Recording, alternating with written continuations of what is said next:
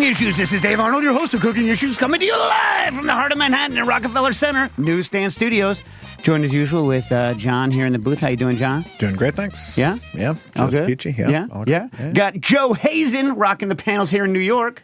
Hey, how you doing, man? Good to see you. Good to see you as well. Quinny Quinn over there on Vancouver Island in Nanaimo. What's up? Hey, Yeah? Good? I'm good. Hey. Good. And then we have a triple threat in Los Angeles, all crowded around a single iPhone, their little super spreader radio event. We have Nastasia the Hammer Lopez. How you doing?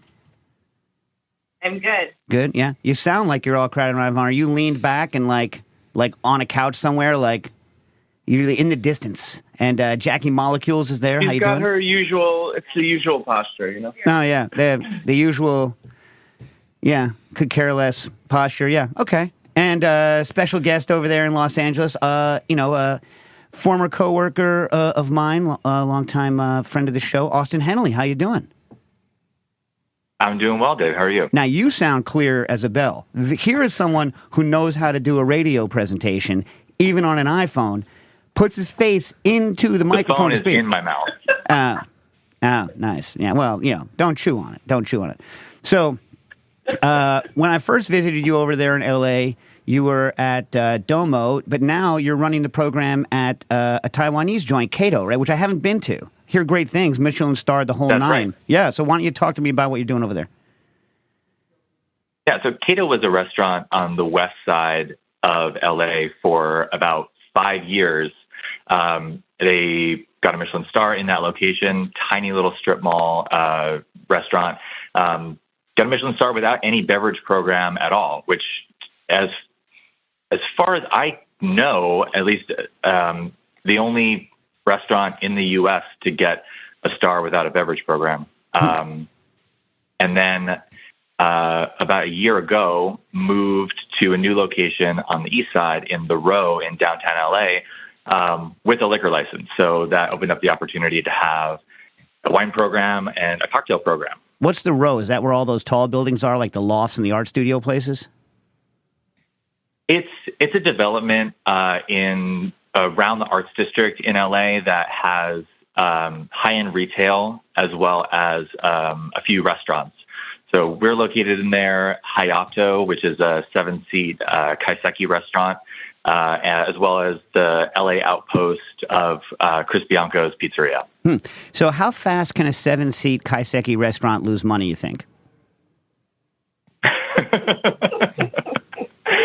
I think that if you have people who are spending $10,000 to $15,000 on wine, I think you can stay afloat for a little while. Yeah. I mean, but that's the kind of project where it's like, that's the old school adage, right? How do you make a small fortune in the restaurant business? Start with a big one, boom, boom, boom, boom. That's the old thing that they say, right? Because that seems like a recipe for burning money. Right? Because it's like in the old days, you'd be like, I run this restaurant out of my house. My family runs it. And so we make enough money. There's no overhead other than our rent anyway. Here you go. Here's your 7 seats. Right? But like to pay commercial rent in a fancy neighborhood in Los Angeles, I don't know, man. 7 seats? Hardcore. Right? I don't know. Hardcore move. Yeah. I mean, it seems like they're doing fine. I'm sure. I just don't understand the economics of it. And how many seats do you have at Kato? So we do about 65 to 75 covers a night, and 10 of those are at the bar for an abbreviated menu that's made up of classic dishes from previous menus that the restaurants have. Right. And so since you won't tell me how many seats you have, how many turns is it? We do 1.5 turns. All right, okay. So you're like 35 plus another 10 at the bar or something like that? Yeah, somewhere around there. All right. Oh, nice. All right, so now one of the reasons you wanted to come on, and this is a subject obviously that's important to me as well, is that you're getting a lot of press there for your non-alc work, right? Yeah, the non-alcoholic program has been really well received. And part of it, I think, has to do with the fact that Kato already had a clientele that a lot of them didn't drink alcohol. So it's kind of a perfect opportunity to try something more expansive on the non-alcoholic front. So rather than just having a shorter menu of non-alcoholic cocktails, we decided to kind of fully lead into it and have more options available. So we have a wine pairing. The menu is 9 to 11 courses depending. And so we have a wine pairing. We get 2 ounces of wine with each course. And then we also do a non-alcoholic pairing where we have some items that are made by the bar as well as sourced items. So those can be varietal grape juices or de-alcoholized wines. And we just brought on this really great kombucha from a producer out of Brooklyn. So the menu, the non-alcoholic menu, is a little bit more varied than your typical handful of non-alcoholic cocktails.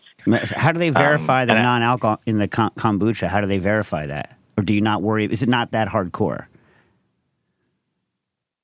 They in the kombucha, they say that it's less than 0.5, which I think that's the legal definition for something to be alcohol-free. They test it, in other words, right? Because I've had kombucha people say that they're conversely, on the flip side, they're like, this has X percentage of alcohol in it, and I taste it, and I know that the vast majority of the alcohol has been converted to acetic acid because I can taste acetic acid, and I'm not a dummy. So I'm like, no, it's not. You know what I mean? So it's like, maybe a lot has changed. That was a number of years ago. I bet you the kombucha manufacturers now are much better at testing their products and actually knowing what they're providing. But it's such a complicated, it's such a multi microorganism thingamajig that like actually tacking it down short of actually measuring it can be challenging, I think.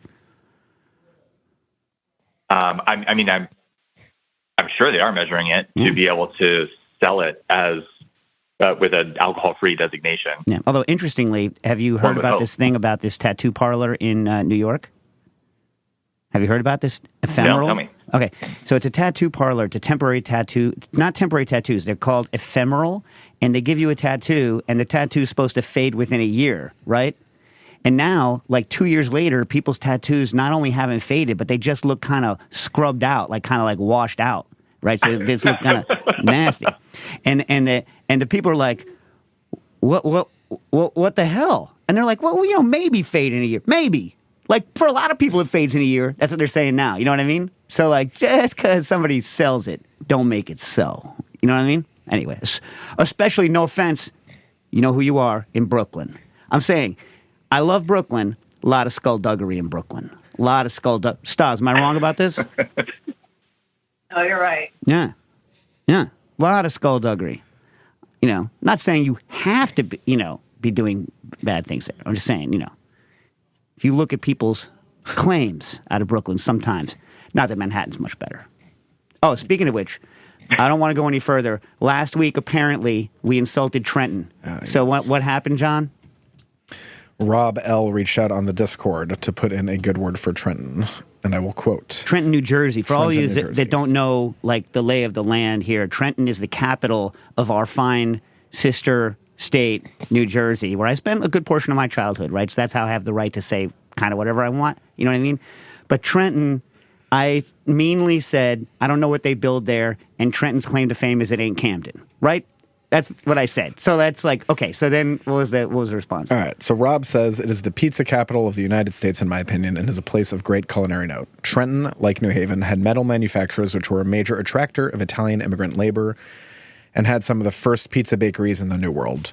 Downtown Trenton is widely considered as unsafe today, and the Italians have left for the surrounding areas, and the pizza places have followed. The best pizza, in my opinion, is De Lorenzo in Robbinsville, New Jersey, which moved from downtown to a suburban strip mall, but is absolutely fabulous. There's another De Lorenzo run by cousins in the parking lot of a large mall on the outskirts of Trenton that is nearly as good. Either of these are easily worth a ride from New York City or Philly. If you happen to be in Princeton, you're only 10-minute drive away. Yeah. Well, Austin, what you need to do next time you're coming out, right, is leave work, go to Bianca, which is it as good as the original? I haven't been to either, so I can't say. But, whatever. Well-known, famous, great pizza. Have one of those. I haven't been to the original, but This is the LA location is some of the best pizza in LA for sure. And is it good? Well, okay. Is it great pizza? Some of the best pizza. They're like, it's some of the best sushi in Oklahoma. What? You know what I mean? It's like, is it great pizza is what I'm asking. You know what I mean? I would say that by any standard, it is very good. Okay. So what you need to do is get the Bianca, go to Bianca, get on an airplane, eat nothing, water only, land, take the Uber to Trenton, and try it out and see what you think. De Lorenzo's, yeah. Yeah. This closely mimics what I wanted to do. Remember, I wanted to get us all, I wanted to go to Maine. I wanted to get sea urchins out of the water in Maine and then have Nastasia go to Santa Barbara and get sea urchins out of the water in Santa Barbara. Both get on airplanes with igloo coolers and meet halfway. And Totally reasonable, yeah. Yeah. Because, like, right out of the water, That would be great. Right out of the water, Maine sea urchins are every bit as good as the West Coast sea urchins when you get them right out of the water. But what I don't know, because I've never done it, is if I get, and also I've had right out of the water in the Mediterranean, Marseille, delicious, right? So then, if you get them right out of the water in Santa Barbara, are you like, oh my God, holy crap? You know what I mean? Yeah. I don't know. So he needs to have an equal time out of water kind of a situation. Yeah. Although it's going to be a lot easier to get a flight out of Santa Barbara anywhere than it is to get a flight out of Podunk, Maine anywhere. You know what I mean? True, too. Yeah. What do you think, Stas? I think considering how up in arms people are with people eating burritos on a plane, I'm fairly sure they'd be upset with sea urchin as well. Oh, yeah? Well, you're not eating it on the plane. You're meeting halfway and eating it in the airport. You ever been to you ever been to Nogales, Mexico, Austin? I have not. So Nogales is like, you know, on the border between Mexico and Arizona. And it's one of the border towns that, you know, Americans would go to buy blankets and glasses and stuff like that. In the 90s, I went there, you know, when I first started visiting my parents' house when they lived in Phoenix, outside of Phoenix. And I bought a cow skull, right? Because they had a pile of cow skulls. And I was like, you know what's cool? This, you know, my first time in the desert, you know what I'm going to do? Buy a cow skull, right? I ended up buying one also for my father-in-law so he could have it on his xeriscaped, you know, lawn next to the saguaro cactus, be official. You know what I'm saying? Because he had a saguaro. He legit had saguaros in his front lawn. Anyway, but he kept the cow skull in the back so it wouldn't get stolen behind the fence. Anyway, I digress. So I get the cow skull, and I realize once it's in the car that you know what a dermestid beetle is? No. Dermestid beetles are the beetles that eat the flesh off of bones so that you can have really nice bone presentations that don't rot, that don't stink like rotting meat. Okay. So I find out that if you don't pay a lot for cow skulls, they don't bother using dermestid beetles, and they have a lot of rotten meat left on them. And so as soon as we get in the car, it starts stinking. And so it's stinking all the way back from Nogales to Phoenix. And, you know, they're tolerating it because I'm new in the family, right? You know, I'm still just a boyfriend. We're not even engaged yet. And then they're like, how the hell are you going to get this home? I'm like, it's a carry-on. I carried that cow skull on pre-9/11. I carried that cow skull with the horns on. And they're like, how the hell are you going to get in? I was like, well, if anyone gives me crap, I'm just going to say it's a bolo tie. I'm going to wear it. It's my clothes. They can suck it. That's what I said. I was, you know, a little more, whatever. And I brought it home. It ended up getting attached to the front of my 1976 Pontiac Bonneville, eventually. Yeah. So it's a carry-on carry-in. Yes, that's great. That's good. I never even thought of that. It's classic. I don't know how I got there. Anyway, so back to the non-alcoholic program at Cato. Kombucha. What else? So we decided to have a program that was a little more wide-reaching because I don't know about you, but even when I did drink alcohol, I don't enjoy drinking cocktails throughout a whole meal. I'm a wine with meal guy usually. I'm a cocktail before, cocktail after, wine during guy. Yeah. Yeah, absolutely. I think that's the way it should be done. I mean, obviously my career is dependent on people wanting to drink cocktails with dinner, but I thought that it was important to give the people who are choosing not to drink alcohol for whatever reason the kind of breadth of offerings that you get if you are drinking alcohol. Start with cocktails, move on to something more vinous or wine-like, and then you can finish with a cocktail as well. So that's that was the idea going in. So we have kind of three different like big categories that you can decide to enjoy if you want to do something that's non-alcoholic. We have non-alcoholic cocktails, as well as a whole menu of wine-like offerings that people can choose to do by the glass or do the pairing. Is LA like New York, where you can have nothing and then beer and wine and then full liquor, or is it all or nothing there? No, there are beer and wine licenses in LA. Right. Okay. Just curious. Now, here's a question. So, like, at XCon, we made the decision to only source kind of super fancy stuff for our non-alcoholic stuff and charge the same amount. What are you guys doing for the cost? The charge, rather. Yeah. So, I mean, some of the things that we're offering by the glass are cost as much as wine does. If you're starting with a high quality product and then you are de-alcoholizing that product and then bottling it and shipping it, et cetera, you're adding a step that's going to be adding additional costs for the producer to the product. So oftentimes they are as expensive as, lower cost alcoholic products. Right, but I mean, what I'm saying, that when you're charging the guest, like, are they seeing it as, in other words, is it less expensive, and if not, is it for them to buy in general? And then do people balk at paying the same amount? Because we always said, I don't think anyone's going to balk. If they're there to buy a non-alcoholic drink, they want to be treated with respect, they want a high-quality product, they're not going to balk at the price. That was our theory. I'm wondering if you were seeing the same thing in your locale. So, I mean, as far as like I structure the pricing just based on a targeted cost of goods percentage. So the non-alcoholic pairing, we're trying to get to the same cost of goods as the wine pairing. And at that cost of goods percentage, it's $85 for the pairing. And the wine pairing is $155. Okay. And then the non-alcoholic cocktails at the same cost of goods as the alcoholic cocktails are $15 versus $20. And no, people aren't balking at the price. Right. How much more labor, though, is going into the non-alc ones? Because we put a lot more labor into the non-alcs than we did into the alcohol, because it just took more manipulation. Yeah, I mean, it's a tremendous amount of labor, but I'm on salary, so it doesn't matter. Right. But theoretically, if you were getting paid for your time, that means you would have to charge more than you do, because you're doing it on a cost of goods, not on a cost of production. Right. Yeah. Yeah. And so, how much has the check average gone up now that, I guess you can't really compare because you move locations as well, so you can't compare check average before versus check average after. Yeah. I'd be interested to know. And also the menu at the original location was much shorter. Yeah. So I was never... It's definitely a different ballgame. But I can tell you that on any given night, our non-alcoholic sales are often as high as our liquor sales. Huh. Yeah, we never got there, and I guess because we were a bar. Yeah, we never got there. No matter how hard we pushed it, we never got there. We were never able at existing conditions to crack. I think we did a good job cracking carbonateds, and we did a good job cracking bilts.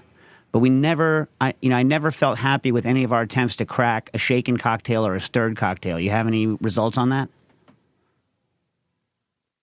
So I think that that's tremendously difficult because especially with like a stirred cocktail, you're missing just the texture of alcohol, which is why I don't really try to mimic or make non-alcoholic versions of alcoholic cocktails. I often I get asked for recipes for non-alcoholic Negronis or things like that, and I think that trying to mimic the structure or the result of an alcoholic cocktail is just kind of setting yourself up for failure. So I tend to build them from the ground up as their own kind of entity. And because those two categories of drinks don't really work, I haven't pursued it. Right. I mean, I think the issue for me is that there are certain categories of drink, right, non-alcoholic drink, they're very specific and well known. So like tea, right? So like there's tea, and then there's things that have been added to tea or messed with tea, and people kind of understand that. There's a lot of obviously baggage that goes with messing with teas, and there's a lot of connoisseurship behind tea, coffee. Then there's like your various lemonades, aids, and then fruit juices, right? But to me, like, so if you're going to do those, sometimes, unless it's got a very specific selling point, well, the teas and the coffees, obviously, you can. But like on fruit juices, it's kind of hard to distinguish yourself as being something different or special or worthy of a lot of money, which is why I think, when we were trying to do it, we weren't necessarily interested in hitting a particular cocktail, but for me, it's like what's interesting about a dinner adult beverage is lower in sugar, right? Some sort of complexity, and a specific kind of drink. Because like a soda, I pound cocktails, but I'm bad. You know what I mean? But like a soda, you pound. A carbonated, non-alcoholic dinner drink, you're not supposed to freaking pound it. You know what I mean? You're supposed to sip it. And what kind of adds to that structure that isn't alcohol? And so like for me, like I would never try to mimic, as you say, a Negroni, but then on the other hand, like, I don't necessarily want to make something drink like a slowly sipped stirred cocktail just by turning it into some kind of like weird health tea herb bomb. You know what I mean? Which is a lot of, what you'll see is like heavily bittered, heavily herbal concoctions, that they're sippers all right. But not for the same and I reason. feel like a lot of the things in the RTD non-alcoholic space, they are overly bittered, but a kind of bitter that I at least find unpleasant. Like kind of like that sort of like potpourri, like floral gentian, like sharp bitterness that hits you in the back of the throat. Yeah. Or like when you go to when you go to Hong Kong and you go to one of those tea shops and they're like, what's wrong with you? And you tell them what's wrong with you and they hand you a cup of something that's supposed to fix that. It's not supposed to taste good. You know what I mean? And you drink it and you're like, you know what I mean? Like those things. Stas, remember when we went to one of those places? Yeah. Yeah. Hardcore. Did not finish the cup. And whatever ails me is still ailing me. So there you go. Maybe I should have finished the cup. So then you're just ailing and have a terrible taste in your mouth. Yeah. So we launched right into this. I didn't ask any of you guys whether you had anything culinarily interesting happen to you last week. And the show's almost half over. I didn't ask you if you had anything interesting. Anyone? Anything interesting last week? Nothing? No, all week. No? Thinking, not really. Okay, no, so the two people who are working in restaurants, any particularly egregiously bad guests in the past week that you want to share a story about without naming names? A four-top reservation came in with 8 people, expecting to all be seated. And how angry were they when they were not seated promptly? Not as angry as I would have expected them to gotten. They were like they were difficult, but yeah. Yeah. Were they already lubricated? Yeah. Too lubricated was the problem. Yeah. As usual. Yeah. Increases the what's it called? Entitlement exponentially. Sure does. Sure does. Yeah. What about you, Austin? Any particularly egregious guests you want to discuss? Well, there's one thing of note, and since this is, since I now work at a restaurant and not a cocktail bar, I don't often have to deal with the stump the bartender or bartender's choice games that people tend to play, right. which is very nice. But it does happen from time to time, and that's fine. That's what we're there for. But I had a request. Yeah, okay, go ahead. Finish. Yeah. Request. I want to hear it. I had a request from a guest for a dealer's choice old fashioned, no sugar. Don't like bitters. Okay. Straight. The person wants straight whiskey, bourbon. They want bourbon in a glass. Be creative. Yeah. Oh, Jesus. And it was the be creative that really got me. Yeah. Because I don't know. I don't know if he expected me to just pour him straight spirit, but with the feather boa on. Oh, that would have been amazing. But that was a whoa. Do you have a feather boa at the restaurant? No, but not an option then. In the future. I'll keep Yeah. You need to keep that as an option. In the future. Be creative. You're like, gotcha. And then you just reach under the bar, put on the boa, and you're like, sweet. Yeah. Yeah. And then they get their straight pour of whiskey on a rock. Go. Yeah. I have to say this. Like, but I had to cheat. I did use a little Amaro. That's being creative. Yeah. Yeah. Sneak a little sweetness in there. Of course. Otherwise, it's straight liquor. Right? Anyway. Yeah. I mean, and I stirred it and I straw tasted it before I gave it to him. He's like, oh, what do you think? I was like, it'd be better with a little sugar. Yeah. So, question. I know that bartenders hate when someone says, just make me something or dealer's choice, but it's really, I hate choosing my own stuff so much. What I really mean is just pick something off the menu that you think is good, and no matter what it is, I'll like it. Why is that such an offensive order? I don't find that offensive. Yeah. If I'm like, hey, choose something, I don't care. You know what I mean? I just want to know what you guys do at this bar. I've never been here before. I'm never going to come again. I'm not going to write anything about it. I just want like a drink that, you guys make well, make one. I don't know, whatever. Apparently I'm, of course I'm widely hated. So there you go. Bartenders hate that order, and I'm widely hated. So there you have it. John, why don't notoriously derided. Notoriously. John, why don't you push the Patreon and our upcoming guests? And by the way, if you are listening live and you want to ask us or Austin anything about anything, call in 917-410-1507. That's 917-410-1507, and tell them how to listen live, John. Patreon.com/cooking issues. We get a lot of great guests coming up. I know we've got Katie Parler coming up soon to talk about her new book of food from the Italian islands. We get discounts with Kitchen Arts and Letters. We should do classics in the field episode. Get Matt back on, yeah.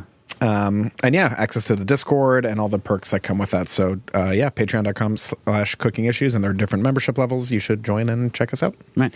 And by the way, I think it was last week with Caroline Schiff at Pastry Schiff, right? Yep. She was on, and we went around the round table and played what piece of kitchen equipment would you like, and one of us said blast chiller. Maybe it was even me. And Kevin Stadmeyer just wrote in on Twitter saying that there's a sub $2,000 blast chiller now. What was the name of the manufacturer, Quinn? I haven't looked it up, so I don't know if it's any good. What was the name of it? Vesta. Anyway, so if anyone has any experience with that, let us know. We'll check it out because, I love a blast chiller. Speaking of playing games, have we ever played your favorite Newton? No? All right. No. What's your favorite Newton? Ready? Fig. Right? Wayne, right? Isaac, or Juice?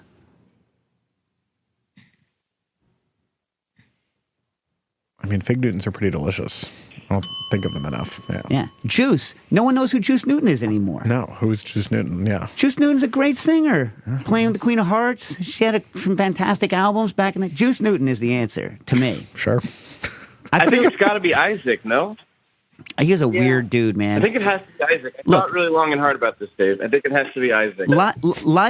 Leibniz came out with calculus at the same time Newton did, and all of those physical principles would have been figured out by someone pretty quickly after Newton. Any hoo-ha. He ended up being kind of a vile individual, right? I don't think anyone would have come up with playing with, with the Queen of Hearts other than Juice Newton until maybe now that AI can do it, right? Fig Newtons are delicious. They're the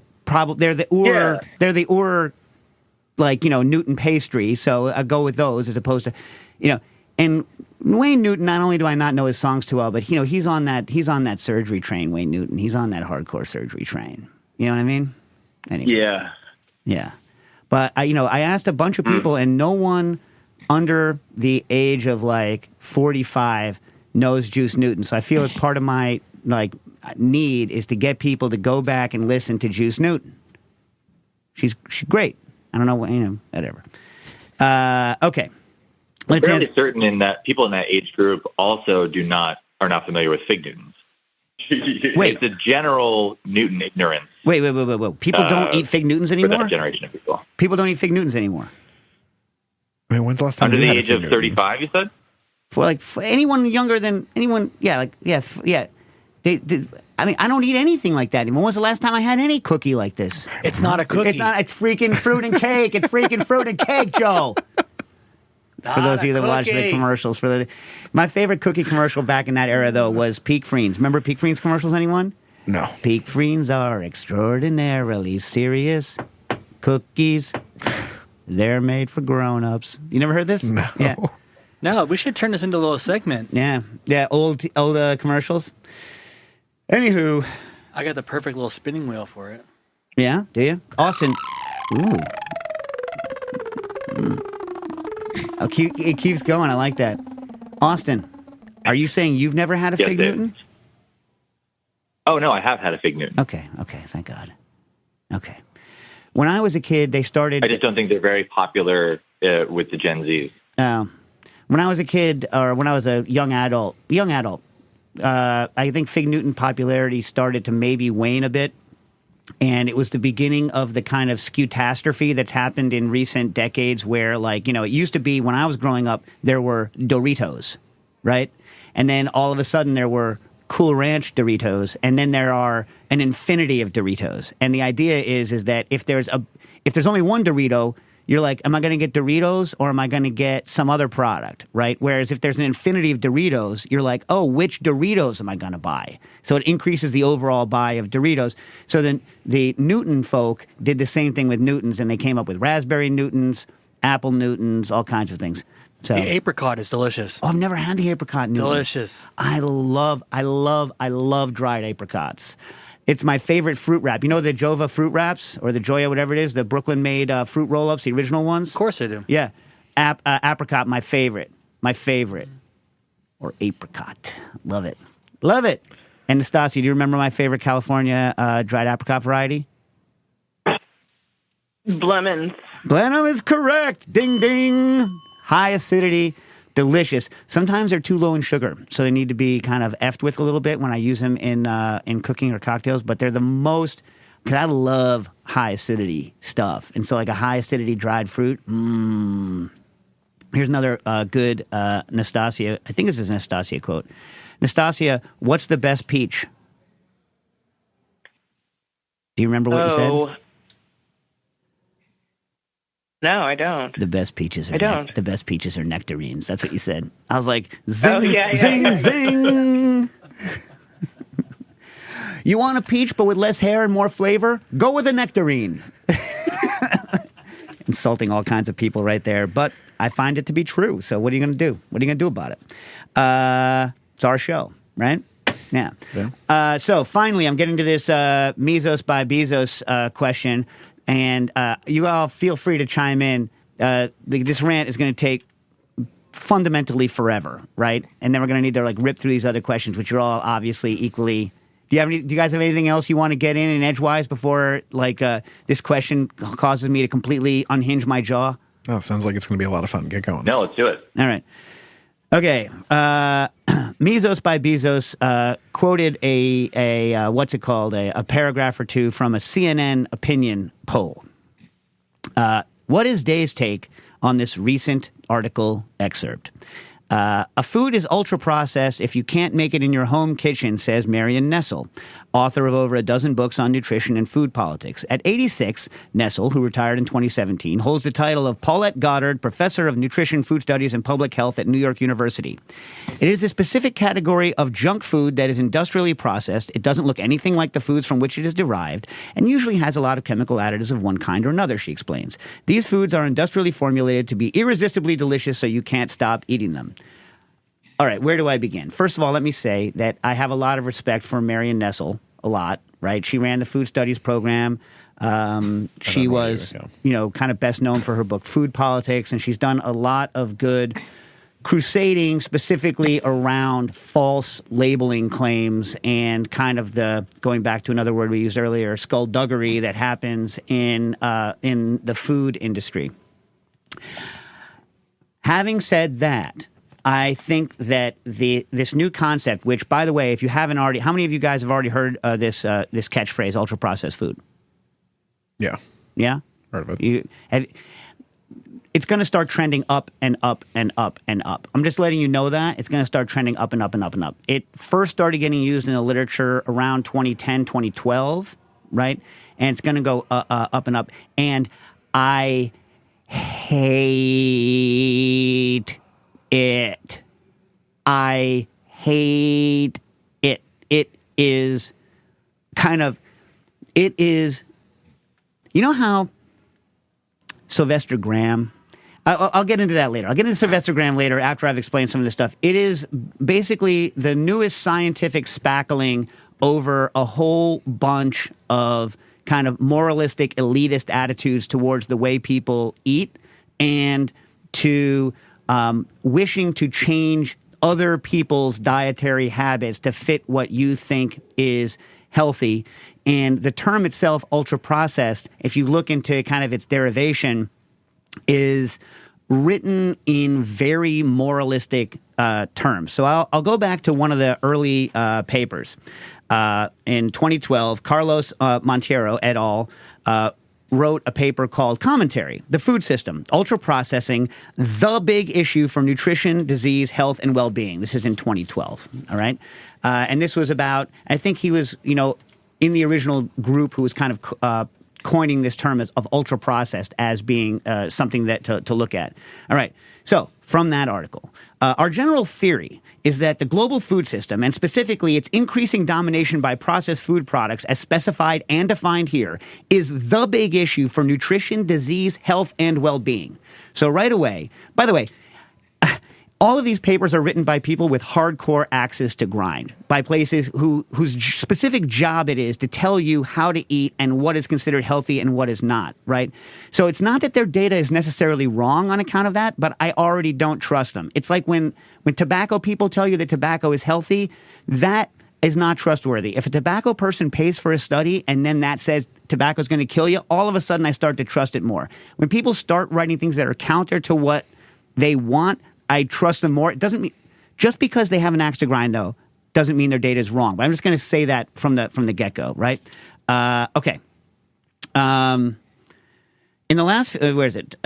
We begin here by explaining the history and development of the theory of ultra-processed foods and its context and our findings and thinking so far. We also outline implications for the assessment of dietary patterns, development of dietary guidelines, promotion of good health and well-being, and prevention and control of obesity and related chronic non-communicable diseases.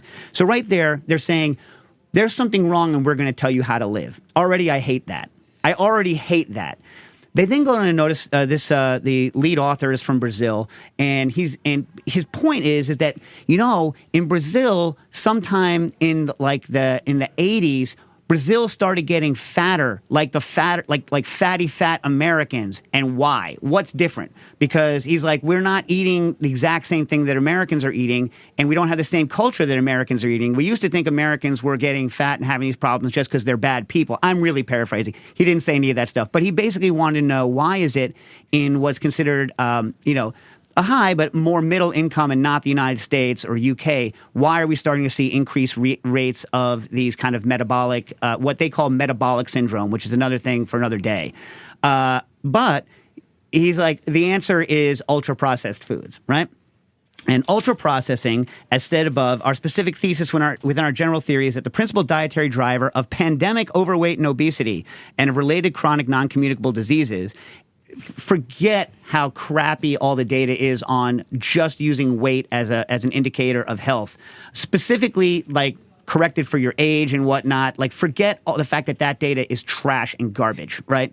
And of related chronic non-communicable diseases is what we identify as ultra-processed products. While edible and usually very palatable, these are not real foods, right? So here are the moral things. These are not real foods. Right? They are fundamentally different from foods that have been processed, however intensively, in ways that modify or even transform the original unprocessed food. So already in the underpinnings of this quote-unquote scientific document, and this is referenced and goes through all of the ones that are cohort studies, which I don't want to have time to get into kind of why I think those things are necessarily or often trash can studies, right?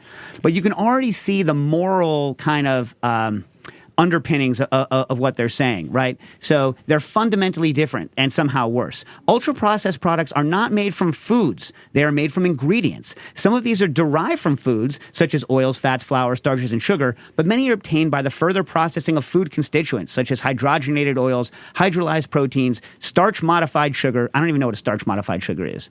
I don't think that's a thing. Starch-modified sugar? Starch-modified sugar? Yeah, I don't know. They add a starch to a sugar? Not a thing.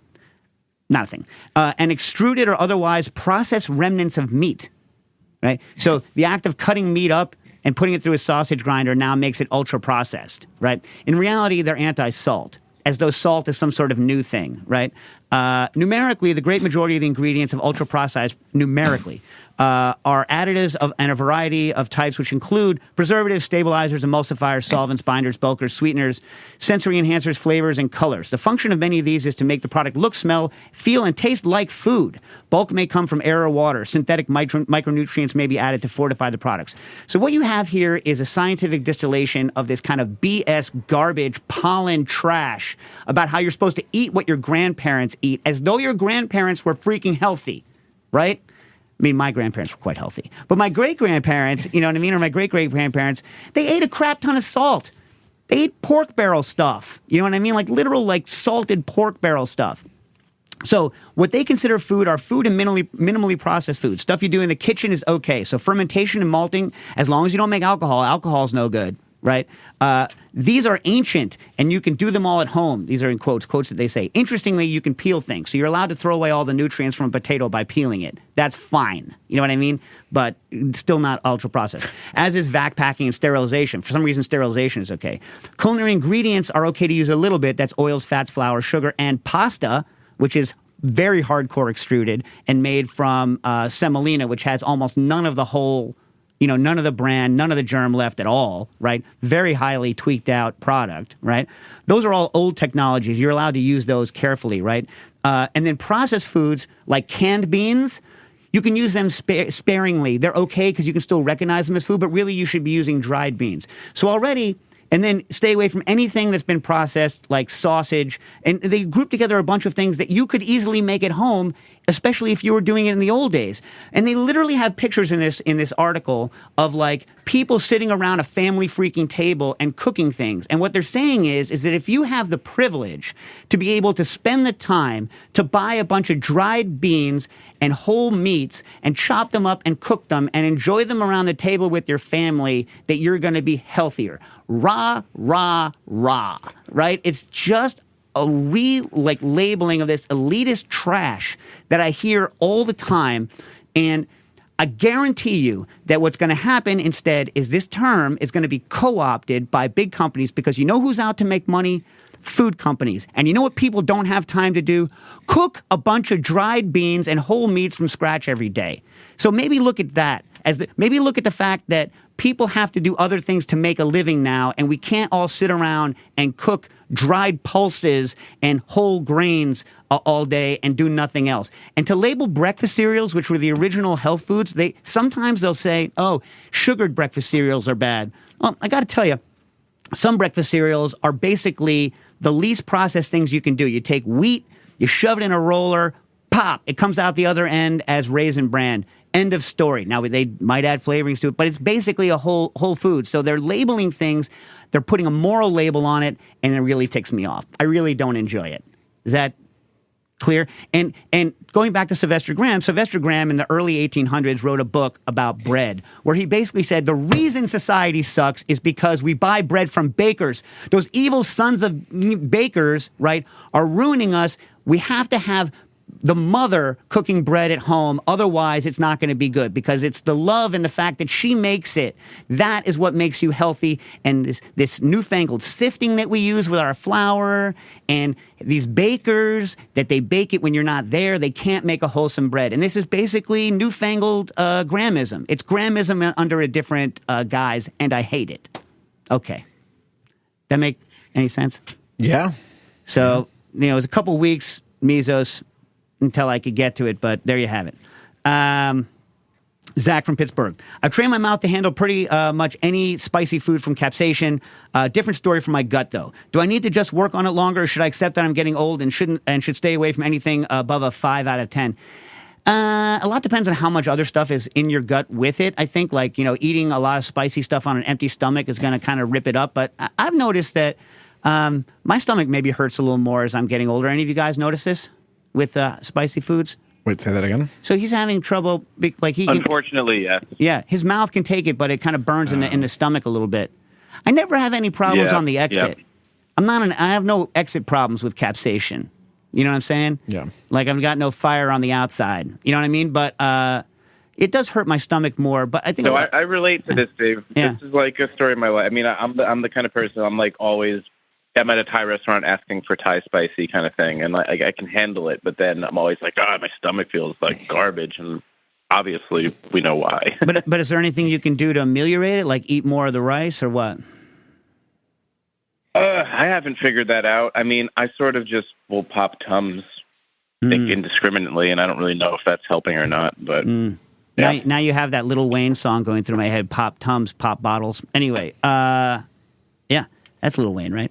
Yeah, I don't know, Zach, but it's interesting. We'll talk about it and think about it more. Colton Johnson writes in, a number of years ago, I was shown a trick to reduce the resting time for fresh pasta dough via vacuum sealing. We should have done this with Caroline was on. Would this also work with pie dough? I have a recipe that is very reliable for an all butter top crust, but seeing as I'm impatient, I was just curious maybe if anyone has tried this. I don't know if this would work with every kind of pie dough, but seeing as my recipe has very little added water, I thought it might work. Thanks again for the new Searzall. Looking forward to searing all things. Well, I'm glad you got yours. We still have about how many, Quinn? About 110 that still need to be shipped because of the customs issue. Yeah, I'll have to double check those numbers. Yeah, but most of them are sent. Yeah. Yeah. Well, so the vacuum trick is to speed hydration. I mean, what I think you should do is go use Monroe Boston Strauss's recipes where he uses a non-high gluten flour and alters the water so they don't need any resting. That's what you should do. His pie doughs don't need any resting, and they are delicious. Right? But if it does require a rest, I'm assuming that rest is due to hydration, and yes, vacuuming should speed it up, and pie crust doesn't really require...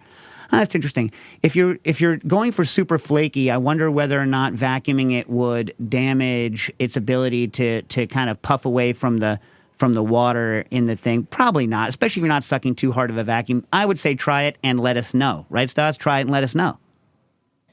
That's what Nastasia always used to say. Try it. That is true. That's true. Yeah, try it and let us know. Why don't you teach us something? Right, Stas? Yeah. Yes. Yeah. Biff Dit. Question for Dave. If liquid water doesn't change to a gas until 212 Fahrenheit, that's 100 for you Celsius folks, how is it that things will dry on, say, a 75-degree day or human sweating? Well, interestingly, sweating is how you actually cool because it turns out that anytime there's more moisture, right, in something, right, it's like stuff's going to be evaporating off of it. All the boiling point is the point at which, how am I going to put this in a way that makes sense? Boiling is the point at which the rate of molecules, how am I going to put this in a way? This is going to get complicated real quick, right? Boiling takes energy, right? It's called the heat of fusion, right? So it is, I forget how many calories per gram, but it's a lot. It's a lot, right? So it takes a lot of energy to boil a gram of water and turn it from liquid water into heat, into steam, right? At boiling, right? You're at the temperature where, like, kind of that's what's going on, right? At a lower temperature, because the water molecules are all moving at different speeds, right? They're moving at random speeds. So the temperature that something is at a particular point is fundamentally the average of, it's related to the average of the motion of those molecules, right? The average speed of those molecules. So, because that's an average speed, some of those molecules are moving quite quickly. And some of them, when they get to the surface, have enough energy to escape, right? Because they're going at the same speed that would be the average speed in a boiling liquid. And they will escape. And when they do escape, they take that excess energy with them. And in fact, the liquid cools down. And that's how sweating works and how evaporation works. So the heat energy, right, that's required to evaporate the moisture when it's going off is actually cooling the liquid down. Now, a lot of times you won't notice because the ambient heat from the environment is added in. It doesn't get appreciably cooler, but if you get a good breeze across something, evaporative cooling is quite effective. In fact, that's how swamp cooler works. It's also the reason why the temperature around a roast chicken is never exactly at the boiling, right? Because of evaporative cooling coming off of it. In fact, it's one of the most important and also least understood aspects of cooking. So the boiling point is just the point at which the vapor pressure of water in the atmosphere that's 100% saturated is the same as the vapor as the vapor pressure coming off of the liquid, right? And if you were to have 100% saturated environment like Louisiana, then you wouldn't get evaporation, right? Or if you seal a container, you won't get evaporation because the water will evaporate off the surface of the liquid until the atmosphere above it is saturated, and then it won't evaporate anymore. Does that make sense? Did that explain it? Little bits? All right. Johnny Baseball. I seem to remember Paul Adams talking about using a paint sprayer to spray olive oil rather than those annoying hand pump sprayers or standard cooking spray. I'm interested in trying it, but curious if Dave has any experience or remembers this at all. I do not.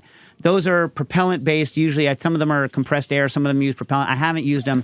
The main issue with sprays is clogging, actually. So, like a lot of the commercial sprays will add lecithin, and that is the reason why you really shouldn't use them on nonstick because the lecithin will gum up over time and gum things up. Same on your cast iron. Sometimes I don't like to use those sprays. I use the grilling ones, the high-temperature ones, which I think have a different additive in it. So it might work, but you have to be careful about clogging your tip. Does that make sense? But maybe it works. Let me know. I'm looking for a good pump, a good spray, right? Remember Fabio? The big-chested, no-shirt, long-haired, romance novel guy? Yeah. He used to rep... What happened to him? I don't know. I think he's still around. He's still Fabio. I think he used to rep I Can't Believe It's Not Butter.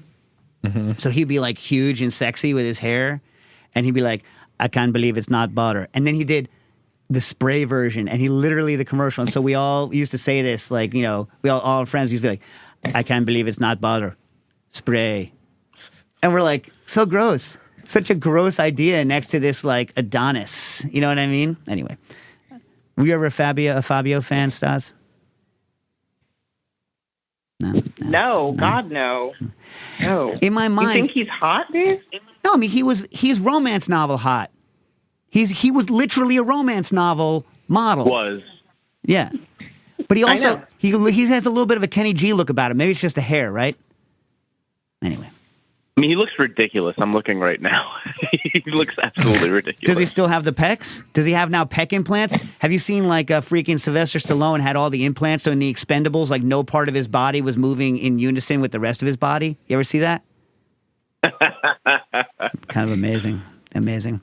Fly writes in, I enjoyed hearing about your experience interacting with AI recently. Was wondering if you've read about or played with AI recipe generation, and then look at this Priya Krishna article in the New York Times about an AI Thanksgiving and whether you think it has any value or is just novelty. I mean, a lot of the AI recipe stuff, I don't know, man. Anything that's delicious is fine. Anything that's delicious is fine. I think, if you need some sort of magic 8-ball or random number generator to give you new good ideas, great. But in the end of the day, you look at a recipe and you're like, that sounds good. I'm going to make it. You know what I mean? And so if an AI does it, great. If a human does it, great. But the way that I look at recipes is I not only read I'll read like 20 recipes of a particular thing. I'll look at the ratings. I'll look at the recipes, see whether I agree with it. And then I'll read the comments to see what the knuckleheads said about when they made it. And so, like, once the AI is good enough to do all that for me, then sure, I'd pay a nickel to have an AI do the same thing that I do anyway. But at the end of the day, I'm putting my eyes on it and deciding whether it's something I want to make. And, until a computer is eating it for me, I think I'll continue to do that. What do you guys think? Anything? Any comments? Any AI comments? No. From Startabart Fast. I can't believe I was able to pronounce that in one shot looking at it. To make the greenest of green herb oil, what is the temperature target when blending in a Vitamix for optimal chlorophyll extraction? And there's a related question on nettle soup. Most kitchen scenes use spinach to greenify the oil. Spinach cheap has a lot of chlorophyll. You know what I mean? Are there different temps to hit for different herbs? I'm curious about which essentially identifying aromas might be lost or least volatile.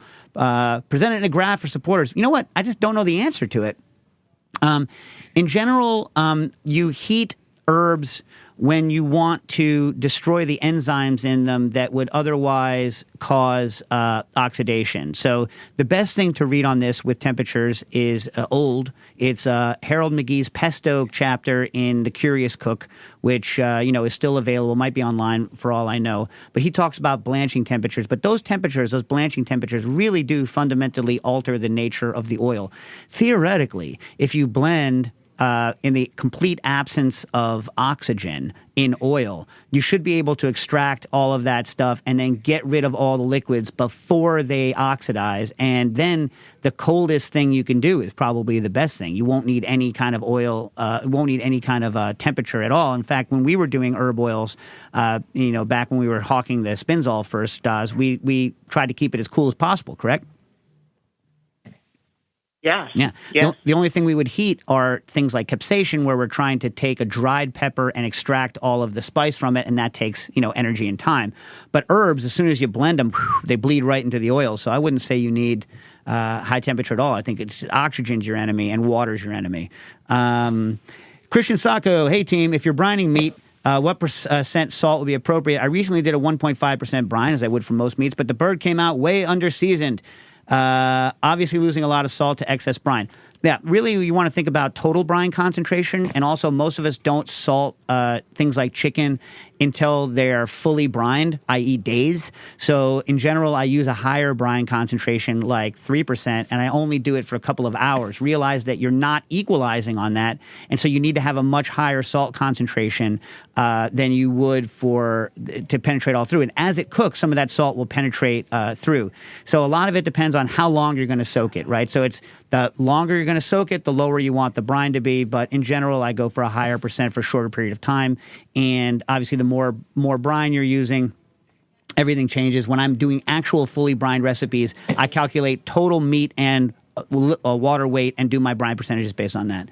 But that's a different story. Kevin81, last night I made nettle soup. It was great dark green before I blended some potatoes in, and it turned swampy colored. What's up with that? Well, the chlorophyll will change at a certain point, so it might be that you just kept it hot too long, whipped a little air into it. I don't know that it was the potatoes per se, although I forget which reaction it is, which metal ion is swapped out for which when chlorophyll goes from being green to being gray. But it could just be a time situation. John, you have anything on that with nettle soup? Anything? No. I don't know. But anyone in the Discord, please let us know. Warren Johnson, I'm looking for advice on how to... from Kamloops, right? Anyway, Yeah. Looking for advice on how to get the most out of a trip to Spain this summer. Outside of you're about to trigger John. Outside of digging into the Google map on Discord, do you have any advice on what to eat, drink in Madrid, Sevilla, Jerez, and Barcelona? I haven't been in many years, so I don't eat a lot of ham, obviously. But I want the Discord to chime in, tell him to go look at the thing, and give him some good advice. Misplaced enthusiasm. Sorry if this has been covered in the past, but does Dave or anyone have any insight into buying fish and making it suitable for sashimi at home? I've heard it has something to do with freezing and killing parasites, but does it just boil down to what level of risk you are comfortable with? Yes and yes. And it boils down to what level of risk, but most sushi is supposed to be previously frozen to kill the worms that are in it. But obviously, like anything else, it comes down to managing risk, right? Yep. Austin Gibbs, question: why does oil shimmer when heated? Is it a physical phenomenon, meaning perhaps the oil is tumbling over the pores of the pan when you tilt it, or is it a visible manifestation of the heat stored in the oil when you tilt it? I don't know. Would love to know what y'all think. Probably a simple question that I'm overthinking. You know what? I don't know. Do any of you guys know? No. I do love that look, though. Does look good. Someone chime in on this. Maybe McGee. Maybe next time we have McGee, we'll ask him. He probably knows this. Okay, we have time for another. Yeah. Living in San Francisco, this is from B. Dunn. Have access to incredibly fresh Dungeness crab. Hope you have access to time. God, I hate cracking open Dungeness crab. I love making a chipotle mayo using the crab fat with. Oh, I love Filipino crab fat sauce. Oh, good, so good. With egg, mustard, lemon juice, and chipotle, then tossing the crab meat in to make tostadas. Man, you're some fancy tostadas there, B. Dunn. Is there a way to prolong the life of this product? I get weary of using it a week late, but would love to use it on other non-crab dishes as the tostadas vanish faster than the mayo does. I think that stuff with the high salt content preserves a long time. It probably changes, but I have crab fat paste that's been in my fridge for well over a month, and I'm still eating it. It's got a high enough salt and oil content. I think it's fine. We're out of time. So I have some more questions. I almost got to all of them from the Patreon.